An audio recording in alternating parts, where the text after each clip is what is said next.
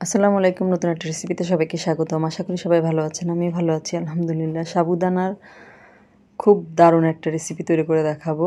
সাবুদানা দিয়ে মজাদার একটা পিঠা রেসিপি তৈরি করে দেখাবো। এখানে আমি 1 কাপ পরিমাণ সাবুদানা নিয়েছি। আর আমি 1 কাপ সাবুদানা দিয়ে আজকে পিঠাটা তৈরি করে দেখাবো আপনাদেরকে। আর সাবুদানাটাকে আমি কয়েকবার 3 থেকে 4 বার ভালো মতো ধুয়ে এর সাথে হাফ কাপের মতো পানি দিয়েছি। পানি দিয়ে আমি এটা ভিজিয়ে রাখবো 10 মিনিট। আর এর থেকে বেশি সময় ভিজালেও কোনো সমস্যা নেই, কমপক্ষে 10 মিনিট ভিজিয়ে রাখতে হবে। আমি এটা ঢাকনা দিয়ে ঢেকে 10 মিনিটের জন্য ভিজিয়ে রাখছি। আর এখানে আমি হাফ কাপ পরিমাণ নারকেল আর 1/3 কাপ পরিমাণ চিনি দিয়ে জাল করে একটা পুর তৈরি করে নিব। আর এই পিঠার ভিতরের পুরের জন্য আর কি ডিটেলস আর দেখালাম না আপনাদেরকে। নারকেলের পিঠার পুরটা যেভাবে তৈরি করা হয় ওইভাবে তৈরি করে নিচ্ছি, নারকেল এবং চিনি দিয়ে। আর আপনারা চাইলে এখানে গুড় দিয়েও তৈরি করতে পারেন, নারকেলের সাথে গুড় দিয়ে, তাতে করেও কিন্তু পিঠাটা খেতে অনেক বেশি ভালো লাগবে। পুরটা তৈরি করা হয়ে গিয়েছে, আমি এটা ঠান্ডা করে নেব। আর এদিকে 10 মিনিট পরে আমার সাবুদানাটা কিন্তু খুব ভালো মতো ভিজে গিয়েছে। এই যে খুব ভালো মতো ভিজে গিয়েছে, পানিটা টেনে টেনে গিয়েছে।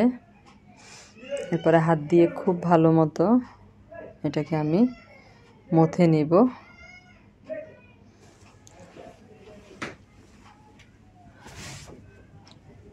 যারা রেসিপিটা দেখতে শুরু করেছেন, একটা লাইক দিতে ভুলে গেছেন, তারা একটা লাইক দিয়ে পুরো ভিডিওটা জুড়ে আমার সাথে থাকবেন। অনুরোধ রইল পুরো রেসিপিটা দেখবেন, তাহলে আমার পিঠাটা যেমন সুন্দর হয়েছে আপনাদেরটাও এরকম হবে। আর এটা একটা কিন্তু নতুন ধরনের পিঠা। এখানে আমি স্বাদ মতো লবণ দিয়ে দিলাম সাবুদানার সাথে।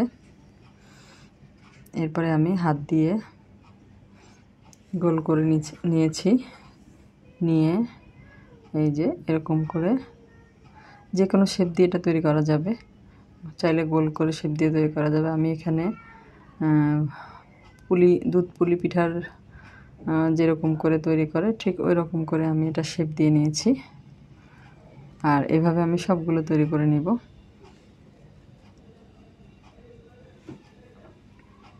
আমি সবগুলো তৈরি করে নিয়েছি। আর এখানে আমার 1.5 লিটার পরিমাণ দুধ আমি আগে জাল করে নিয়েছি। দুধটা জাল করে ঘন করে নিতে হবে। এখানে কিন্তু আমি কোনো চিনি দেইনি, দুধটা অনেক গরম আছে, জাল করে নিয়েছি। গরম দুধের মধ্যে আমি পিঠাগুলো দিয়ে দিব প্রথমে। আর এখানে আমি সবগুলো পিঠা দিয়ে দিয়েছি। 2টা এলাচ ফাটিয়ে দিয়ে দিলাম।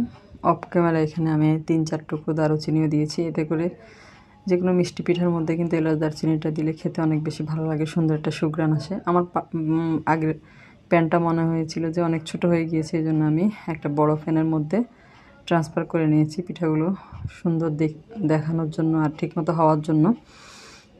আর এইভাবে করে আমি পিঠাগুলোকে 8 থেকে 10 মিনিট চিনি ছাড়াই আগে জাল করে নিব। যখন পিঠাগুলো অর্থাৎ সাবুদানা রান্না করার পরে যে কালারটা আসে, এই যে ঠিক এরকম কালার চলে আসবে, তখনই বুঝতে পারবেন যে সাবুদানাটা খুব ভালো মতো সেদ্ধ হয়ে গিয়েছে।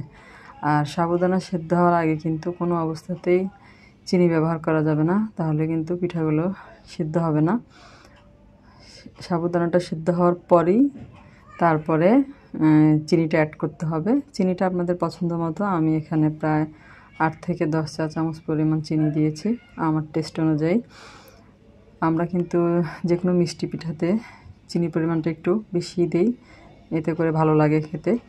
রান্নাটা আমার হয়ে গিয়েছে পিঠাগুলো। এরপরে আমি এটা 2 ঘন্টা দুধের মধ্যেই রেখেছি পিঠাগুলো।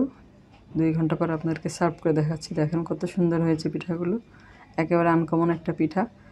রেসিপিটা কেমন লাগলো কমেন্ট করে জানাবেন। ভালো লাগলে লাইক, কমেন্ট, শেয়ার, সাবস্ক্রাইব করে আমার পাশে থাকবেন। আর যারা ফেসবুক থেকে দেখছেন, নতুন নতুন রেসিপি পাওয়ার জন্য আমার পেজটাকে ফলো দিয়ে রাখবেন।